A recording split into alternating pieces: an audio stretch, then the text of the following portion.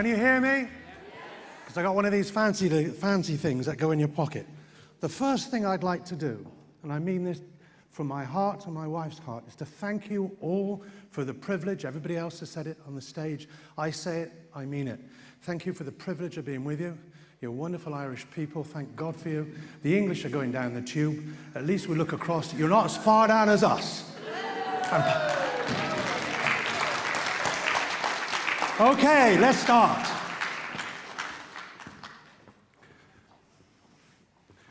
In Laviano, in Campania, keep the lights up, don't want them down. That's it, that's okay. Can you shift it across a bit? Perfectly. Italy has moved.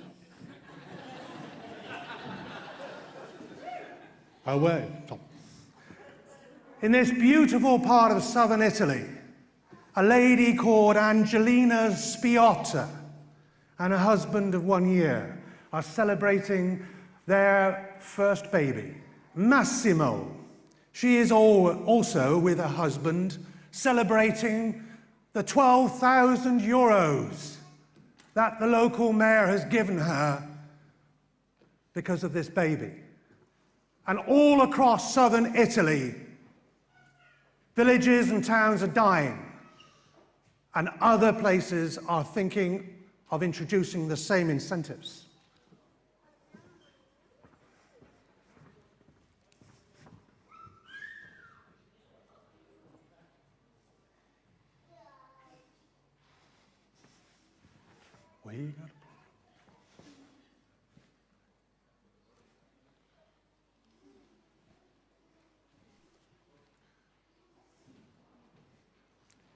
Meanwhile, in the Italian Parliament, shock and horror, ladies and gentlemen, they are considering paying women not to have abortions.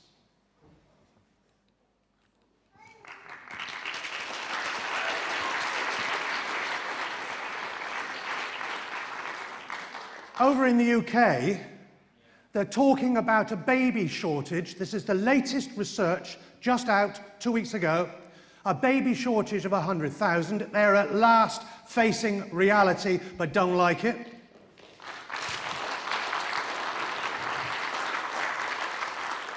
But watch out, this is coming your way. 1 in 4 women are childless, and they're talking about taxing those who don't have children.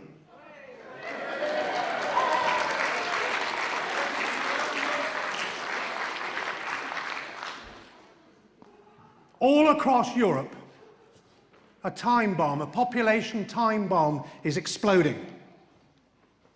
This time bomb is literally, and I do not exaggerate, literally destroying countries.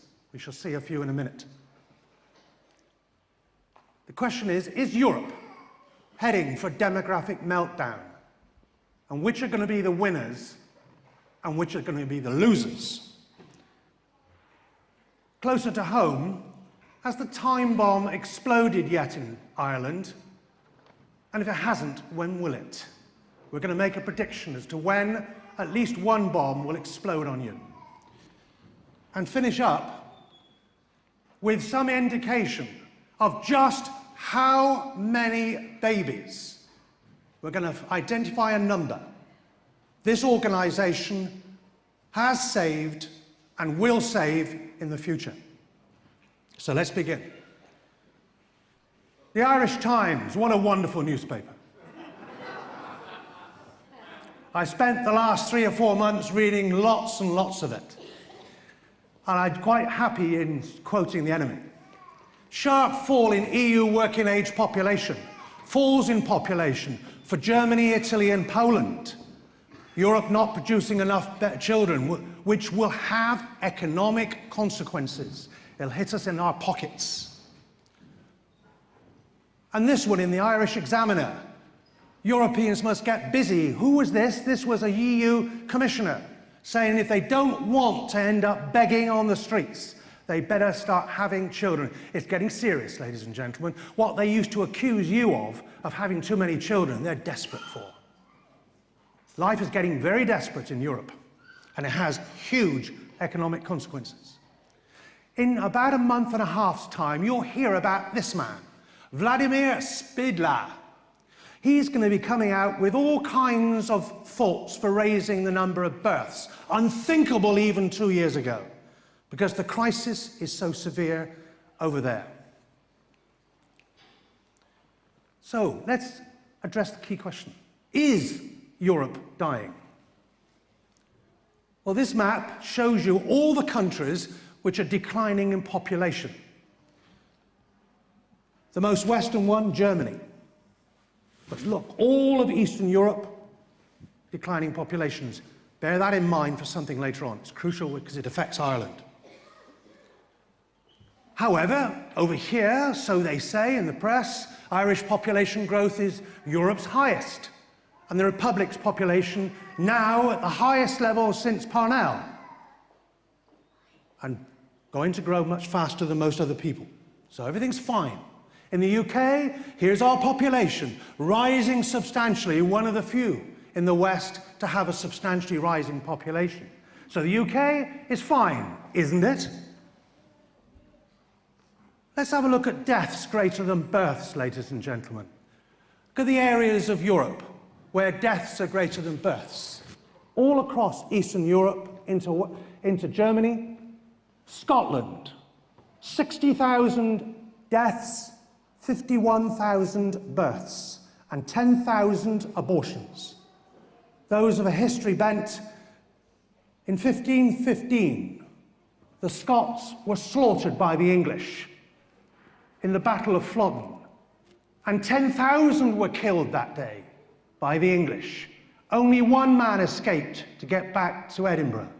But every year, the Scots kill as many in abortion. And as we shall see, they're finished as a nation. Wales. Wales has the same problem. Deaths are greater than births. Much of England. By the way, the only part of the UK which you can say is still okay from a demographic point of view, naturally, births and deaths, is Northern Ireland, or the northern counties.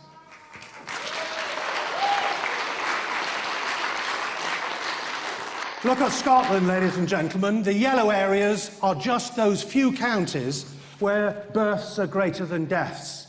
A few around Edinburgh and Aberdeenshire. All the rest of Scotland is dying. This is not a map you see very often in the press. Wales, most of it dying. Just a few counties at the bottom and one at the top towards Liverpool. In Europe, you need 2.1, 2.2 to have a stable population. You aren't there. You've only got 2.0. But you're the highest in Western Europe. Outflanked, however, by Turkey. The lowest, of course, are Russia. Russia. Everybody should weep for Russia. They have 2.5 million deaths a year. 1.5 million births. They're falling by 1 million a year. And they have 1.5 million abortions. Women have anything up to 20 abortions in their lifetime. Their wombs are so thin, they're paper thin. They don't use contraception as we do. But look at the situation in so-called Catholic Southern Europe. In Spain, 1.3. Italy, 1.3. The lowest of all, if we broke it down, East Germany and Magdeburg, south of Berlin, has the lowest birth rate in the world. There are parts of Eastern Germany which are now depopulating so fast, they're going back to the virgin period of the 19th century. Wolves are coming back. There are 2 major packs of wolves within 30 miles of Berlin, as in fact the country goes back to nature.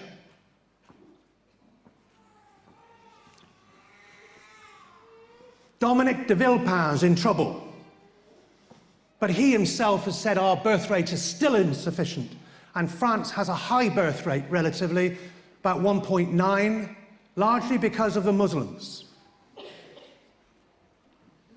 Meanwhile, of course, the Irish have a booming birth rate and the highest in the EU, according to the Irish Examiner. But let's have a look at underneath the surface. You're about to see stuff they don't show you.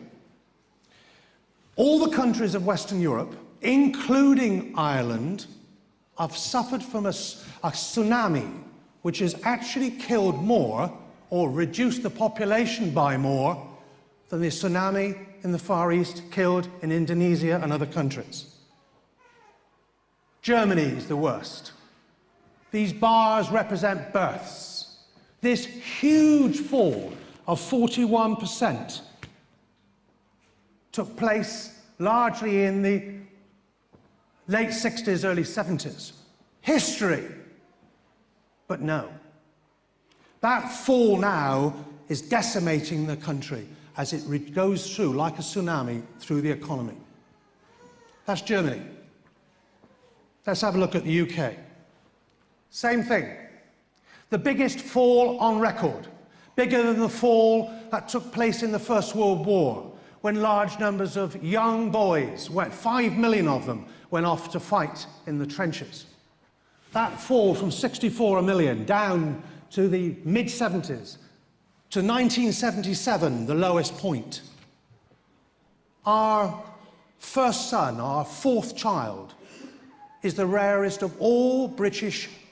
He was born in 1977. And in his year, there were only 2 classes in the school, instead of the usual 3 or 4. We've suffered that huge fall, and we've never recovered. Ireland has also suffered an even bigger fall. You peaked in 1980, and then fell very quickly to 1994. But you've got a growing number of births. But, and this is the key thing as we shall see, you're living off the past, ladies and gentlemen. You're living off people born at this period who are now having their babies. And when we get to this period, life is going to get a bit tough. Don't worry, it's the same for England and what more. So what has caused this big fall in births? Abortion? This is what people normally think. Well, let's find out. This is a map of abortion rates. What percentage of conceptions are aborted? Rough figures, not absolutely pucker, but not bad. The answer is yes, abortion is a major cause of population decline in some countries like Russia and Eastern Europe, where abortion is so prevalent. Further west, the abortion rate for the Irish, not in Ireland, of course, but the Irish, well, is it 10% or 5%? Nobody knows, because the information that we're basing this on comes from the enemy. And you don't believe the enemy. The abortion rate for the UK, 20%, and then for countries like France, 15%. But you can see just how bad abortion is from the areas of the world that so held to the materialism, scientific materialism of communism, which has left such a deadly legacy. Let's see if, in fact, let's assume those figures of abortion for the Irish are accurate, just for the moment, and just play with our figures, and add them to the births to see whether, in fact, it explains the big fall. And the answer is no. So if it's not abortion, what is it? What reduced all those numbers of births? You had 70,000 or more in 1980. You were right down to below 50,000 in 1994. And the answer, of course, is this. And it's partly, in fact, abortion. I'll explain those in a second. And this. In history, ladies and gentlemen, I'll put £1,000 on the table. It's my job in business to make forecasts and get it right, you hope, at least some of the time. That, in my opinion, will be put in history as the suicide pill of Western Europe.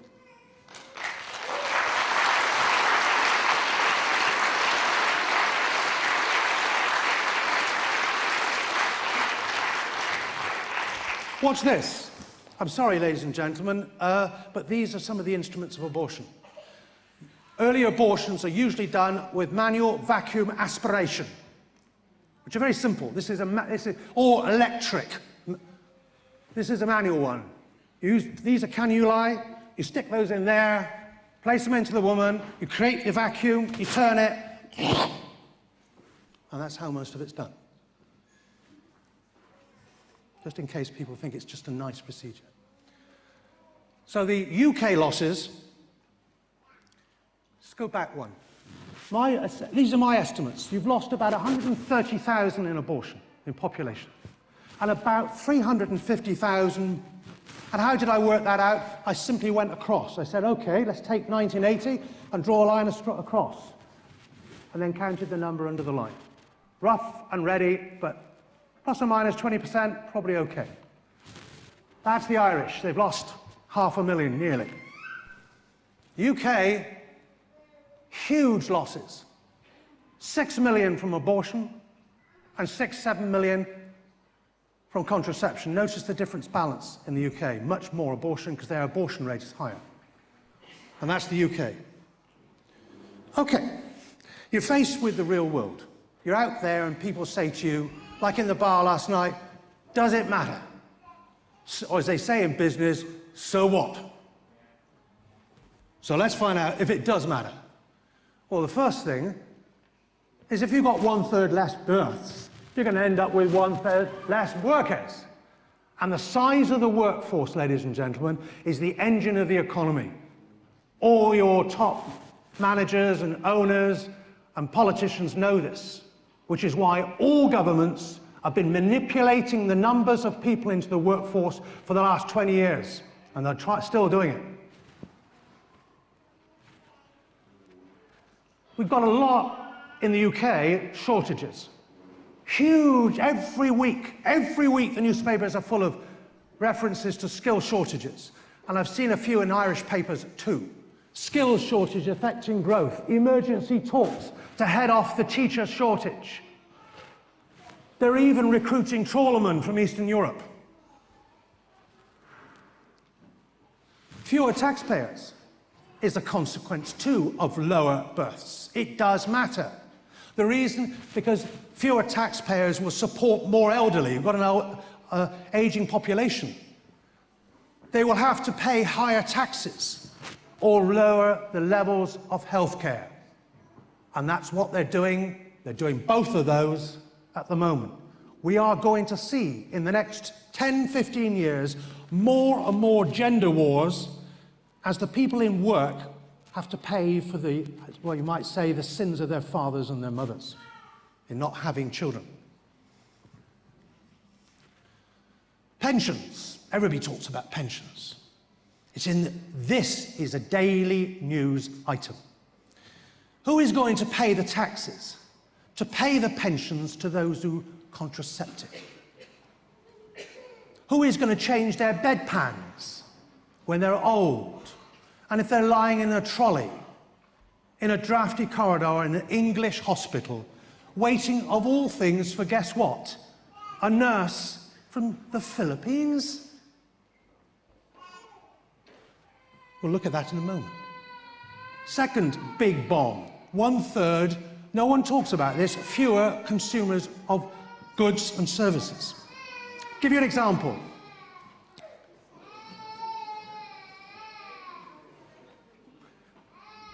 Poor love. Give you a very good example. I was asked once to forecast the number of people in the age group 18 to 34 for an ice cream manufacturer, a luxury ice cream manufacturer, and that's their core market, 18 to 34. And guess what I found? My client did not like it. I said, you will lose 1 in 6 of your market in the next 10 years. It doesn't matter how good your ice cream is, how good your advertising is, you are going to lose your market. And this has big-time effects on companies' profits and their abilities to pay pensions in the future. And the British Airways are not making enough money to pay off all the pensions they're going to have to pay in the future.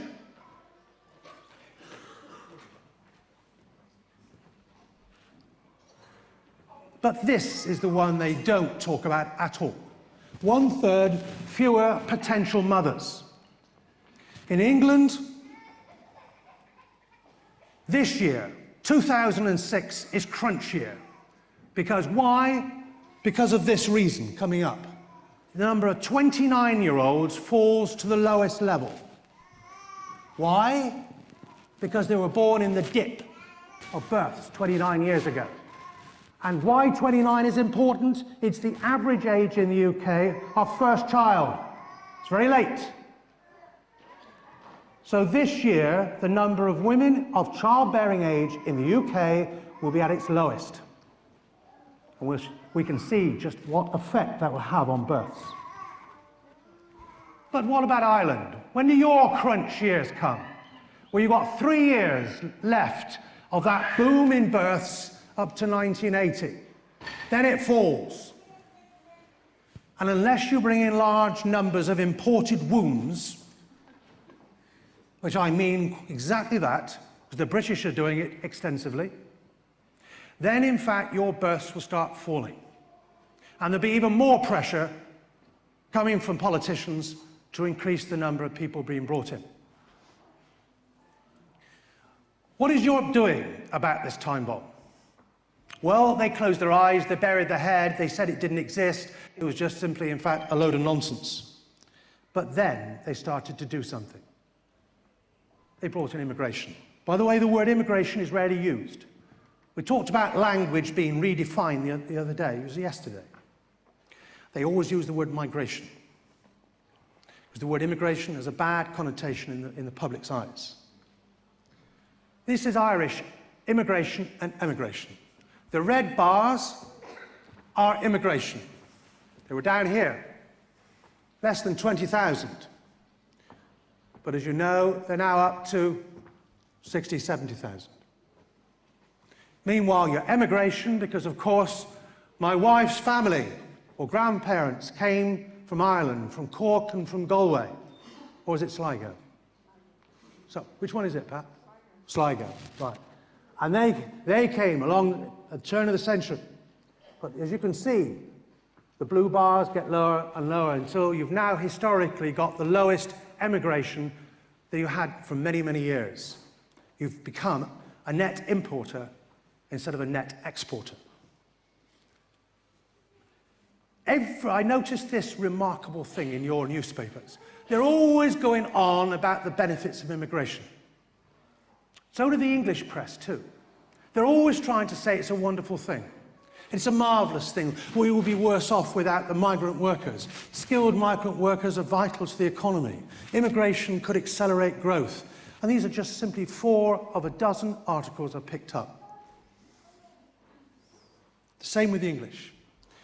You are the top destination for new EU migrant workers. Per head of the population, you are attracting 6 times even what Britain is taking, even though our numbers are more in absolute terms. And this article in the Irish Times is a really clever lie. One of the things they always do is give you net figures. The public are frightened to death of large immigration figures. They are in England. So they change the word to migration, and they always quote net figures. This figure here, 30,000, is a net figure. It's immigration minus emigration. It's always lower. And they always use that. And this statement here is actually untrue. This is not the way. This is simply what the Irish government and your statistical people have decided to use as a ploy. Don't worry, the Brits were doing it before. Or perhaps, in fact, the Brits learnt from the Irish. Perhaps they're all together. The UK immigration, here's us. We haven't got to go back very far into the early 90s when they were in balance. In fact, historically, we had more people going out of our country too. But it's changed. And as you can see, immigration is substantially rising. So that's the policy that the British government and the Irish government and other governments have mainly followed up to now. And this is an example from the English Daily Telegraph. More immigrants are key to the retirement crisis. You are going to get your pensions paid by all these wonderful people that we can take from other countries. Britain will need more immigrants than ever, and that is exactly what government policy is saying. So we do. And in 2003, we took 27,000 nurses from other countries, nearly 9,000 consultants, and nearly 3,000 doctors. And where do we take them from, ladies and gentlemen? The third world, up here. 12,000 from the Philippines, 9,000, nearly 10,000 from India, and so forth. We're taking skilled people, frontline health people from third world countries, and in one case, South Africa, 6,000, a country with 4.5 million, at least, with AIDS. London schools would close in large numbers without foreign teachers. This is a quote from a headmaster of a London primary school. If it wasn't for Australian, New Zealand, and South African and Canadian teachers, half the schools would close. We are in crisis. But, okay, all right, we have to take immigrants to make up for the loss of births. So what? Let's apply the rule, because this is the kind of arguments you're going to face in the street. The truth is, and they don't talk about it very much, even in the English press, and we've been doing it longer than you, the UK and Ireland are doing a lot of damage to the countries of the immigrants. This was referred to this morning. On a lamppost in South Africa, ladies and gentlemen, by the way, you can rent lampposts in South Africa for advertising. I saw this. Stop stealing our doctors. And who were stealing our doctors but good old Britain? That is a population policy. This is the comments of the health minister for Malawi. Taking people away to other health services is killing our people. So the picture of, as I had a wonderful discussion with a gentleman in the bar last night. I don't know whether it was was it the Tiger beer I was drinking, because he had no Guinness in there. But we had a superb discussion. And he said, well, actually, they have a right to come, and therefore we should take them. And we want them, we need them, and all. I said, but you're doing damage to them. He said, what? I said, you're doing damage to them. This is the Financial Times. Doesn't mince its words, not particularly moral. Very, very pro-Labour Party. West told to stop robbing Africa of doctors. You know what the English government does in reaction to this? It said, holds up its hand and said, we will ban the taking of nurses and doctors from the third world. And it tells the hospital trusts, you will not do this. So what do the hospital trusts do? Do they say, okay? No, they don't. They bring agencies and get the agencies to do the dirty work. And then the government turns a blind eye because they know the hospitals will close in large numbers in the UK without them. A quarter of all our nurses are now from abroad. Here's a lady, Maxine Henry Wilson, the Education Minister for Jamaica. Britain is taking their cream to teach the black youth, particularly those from Afro-Caribbean background in London, because they're more difficult, and the white teachers can't cope. So they bring the best of the Jamaican teachers, and she's been very polite. She says it's a bonanza for the agencies, but it's a disturbance for us, and she's been nice. Here's the Irish Times. Ireland is damaging poor countries. This is an interesting, if you decode this wonderful phrase here. It said the newcomers are young people, great, better educated than the Irish workforce. Code language, we're taking their cream. You are taking their cream just like the Brits are. And increasingly, if you bring a point system into your immigration like we do, you'll just take the cream.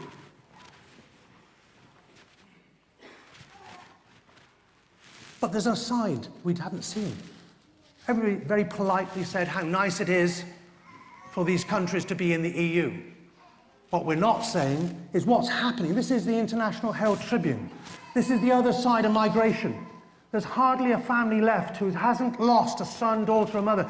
Ireland can appreciate this. Historically, you lost so many sons and daughters to other countries because of starvation and bad management and government by the British. You, of all people, should be the last of all people to do the same, to impact Eastern Europe.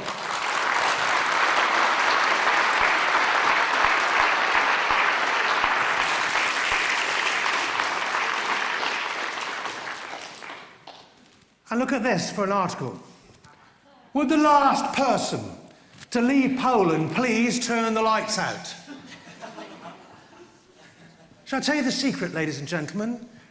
Until Ireland and Sweden and the UK broke ranks from the EU, the rule was you were left 7 years for people who joined in the EU before you had free transfer of labour, to give the poor people a chance to get up to our standards. But 3 broke ranks for their own self-interest. The Brits, the Swedes, and you. We did it because we're desperate, and I think my interpretation is Ireland is not desperate, still got lots of young people, but because they wanted to compensate for that fall in the 80s. Any more time bombs, ladies and gentlemen? Yes, there are. And they don't talk too much about this, because you're about to, this one's landing on you now, in fact, exploding around you, but they don't like talking about it. HIV/AIDS. This, and the key thing is, first let's get the homosexual side out. That's still going along, that's the red line. This is the UK. The blue line, sorry about the slightly bumpy line, I had to make it thicker, so my hand shook. Probably had too much Guinness, I don't know. But the thing is, that blue line is heterosexual AIDS, and that's the big one.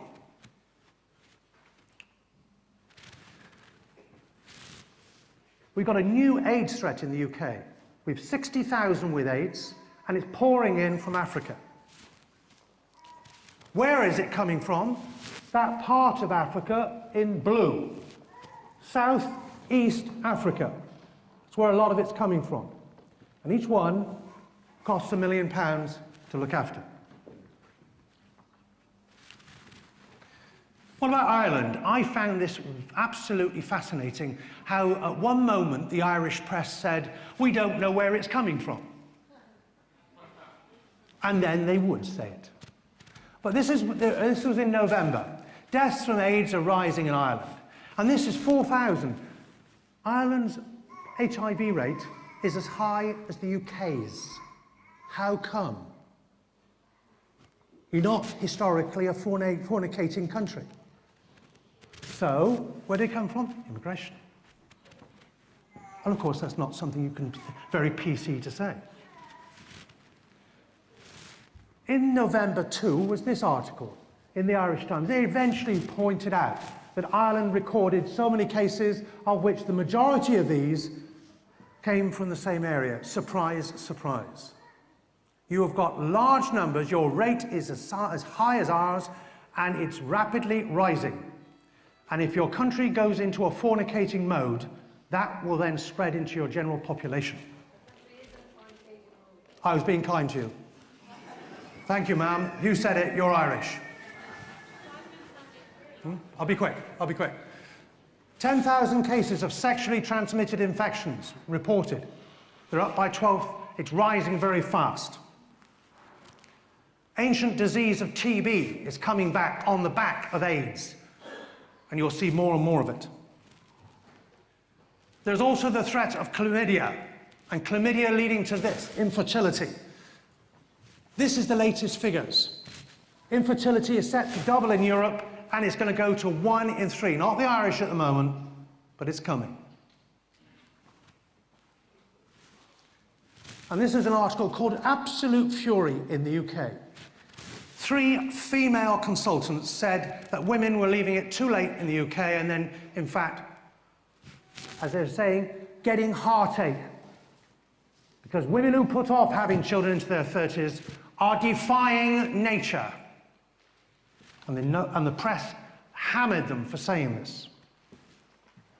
And this time bomb of infertility, driven largely by sex infections, chlamydia particularly, 1 in 10 young girls in the UK have got it, and obesity.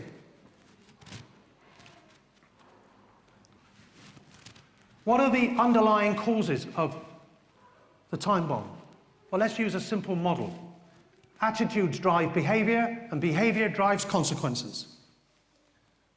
And we've seen AIDS and sexually transmitted infections, as they're called in England, infertility, falling births, and dying countries.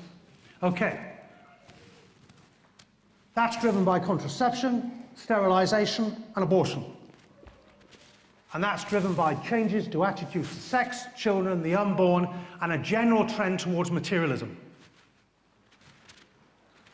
Ideas which lead to the practice of contraception and sterilisation and abortion are, I call, deadly ideas. And why? Because they lead to the death of societies that believe in them. It's as simple as that.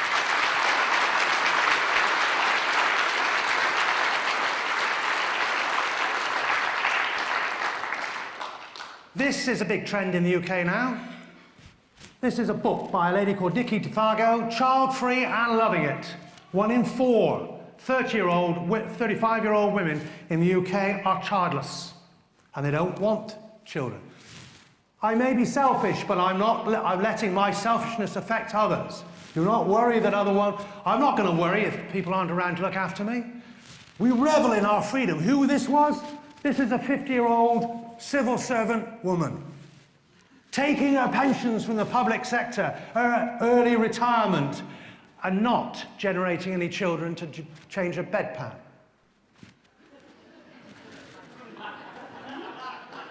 Gemma, I don't want children, we're happy as we are. This is what, so they don't want children, the 1 in 4 drive, how do they get there? Through contraception or sterilisation. What do we end up with? A rise in dependency ratios, a pension crisis, and a fall in the working population. The pill, as I said, is a suicide pill for the UK. UK is a dying country. It's propping itself up with importing people because the dominant ideology, religion, lifestyle, call it what you will, of the UK is a death wish.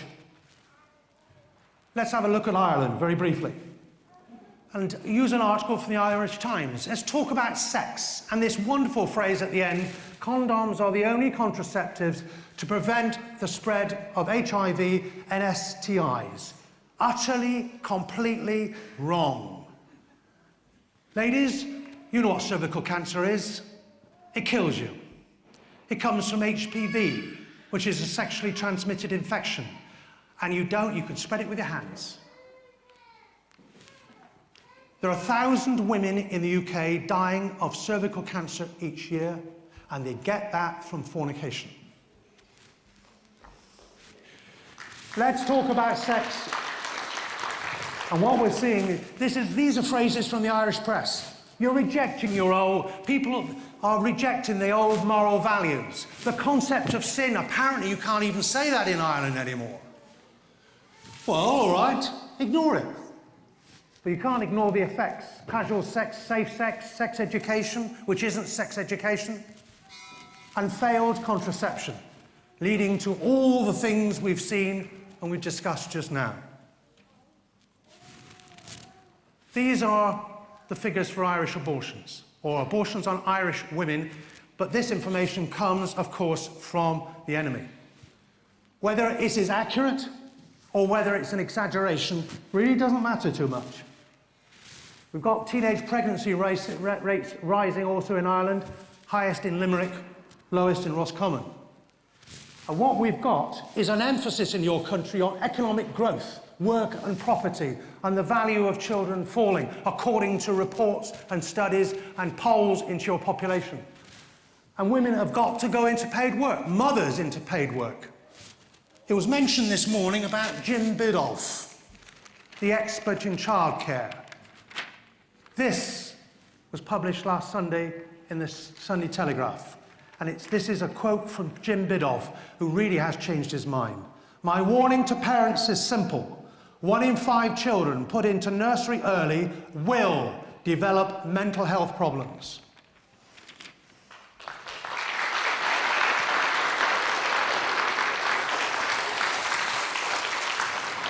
Attitudes in Ireland still are changing.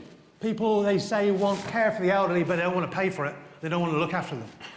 The Celtic Tiger has made you rich, but you're in a transition period that some people feel guilty about it, but still like it. But the young generation are far more materialistic and more concerned with houses and cars. Childcare policy, this is coming, same as in England. And who would publicly dare to declare the stay-at-home mothers are better mothers than working mothers? Well, the experts who one time said it was good to send them into childcare have changed their minds. This is something to quote at the experts.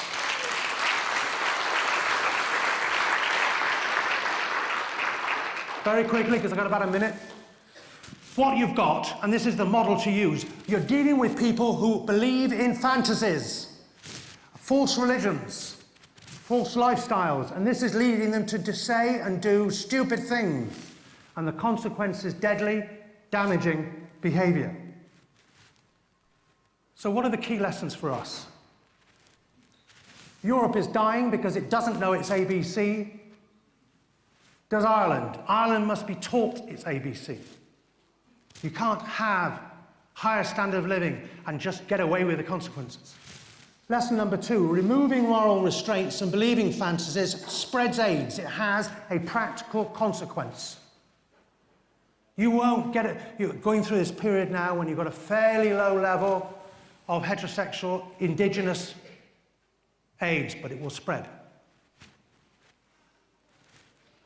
Lesson number 3, lifestyles, ideologies, religions, worldviews containing deadly ideas can kill people.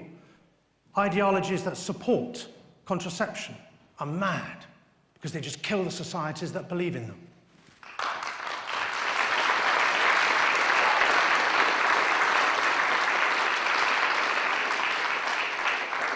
You can ignore reality, but certainly reality won't ignore you. You try and run straight into a brick wall. And what Ireland's facing, but Britain is further down and seeing it more clearly, is this collision between false religion or false ideologies or false lifestyles and reality. And the key thing is to save Ireland from that. Can we defuse the time bomb? Only, in my opinion, if we don't want that, we've got to change that and change attitudes. It's attitudes level. You've got to rekindle this country with its religion. Only by doing that are you going to change the consequences.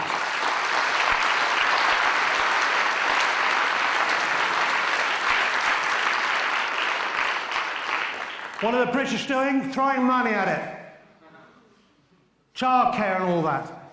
They think they're going to get a rise in births and then get a rise in workforce and a fall in immigration. It won't happen. Just to finish off, the Financial Times has identified one country that has done it. On present trends, many nations will simply fade away. At last, Estonia comes to the answer. It's the money, stupid. They actually think they can pay women to have children, and they will have children. But the desperate thing the English want is they want to keep the women in the workforce. So what they're going to do is give them childcare. Right, 1 minute, we're done. Okay, if the young don't have enough children, what will happen is they will pay more taxes. Warn the young that they will pay for their fathers' and their grandfathers' lack of children. And you will end up with demonstrations like this. We want to retire before 75. Make the young have babies. Yes.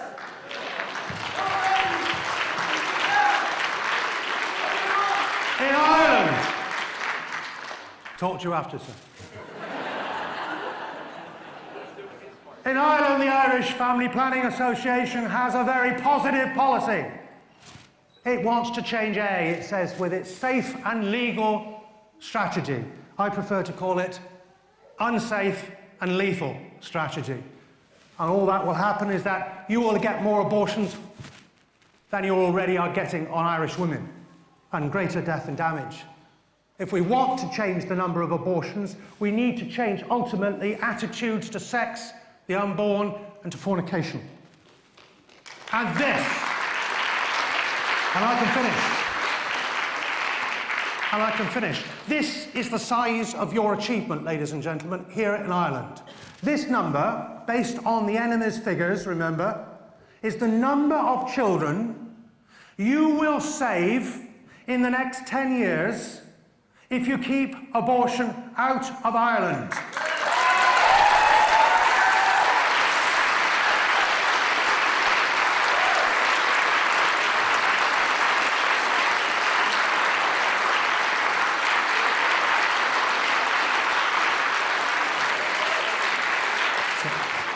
And therefore, the mother and child movement can say that this is their legacy. I think they're wonderful, they're marvellous, they've been tremendously patient, and they want to come on the stage quick. So thanks very much.